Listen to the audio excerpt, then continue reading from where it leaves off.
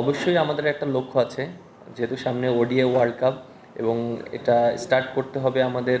আমরা বলেছি যে আমাদের এখন থেকে স্টার্টটা হয়েছে এবং আমরা অবশ্যই এভাবে একটা প্ল্যানিং করছি, যেহেতু আমরা এর আগে আমরা ওডিআই ফরম্যাটটা আমাদের অনেক ভালো একটা ফরম্যাট ছিল এবং আমরা অনেক বেশ রেজাল্টও পেয়েছি এবং আমাদের একটা ভালো একটা প্যাটার্ন ছিল ওডিআই ফরম্যাটে।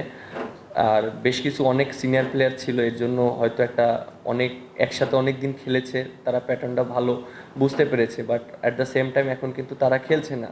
সো আমাদের যারা এখন আছে তাদেরকে রেসপন্সিবিলিটি নিতে হবে এবং আমার কাছে মনে হয় যে ওডিআই ফরম্যাট একটা এমন একটা খেলা যেটা আসলে প্রত্যেকটা সিচুয়েশনে অ্যাডাপ্ট করতে হবে এবং প্রত্যেকটা সিচুয়েশন কীভাবে হ্যান্ডেল করতে হবে এটা প্রত্যেকটা প্লেয়ারের জানাটা খুব ইম্পর্টেন্ট এবং প্রত্যেকটা পজিশনে কীভাবে খেলতে হবে। সো ব্যাটসম্যানদেরকে বেশি রেসপন্সিবিলিটি নিতে হবে এবং আমার কাছে মনে হয় যে আমরা ওইভাবে প্ল্যানিং করছি এবং যেহেতু আমাদের স্টার্ট হচ্ছে আমরা ওইভাবে চিন্তা করছি যে কীভাবে আমাদের সামনে এগিয়ে যেতে পারি।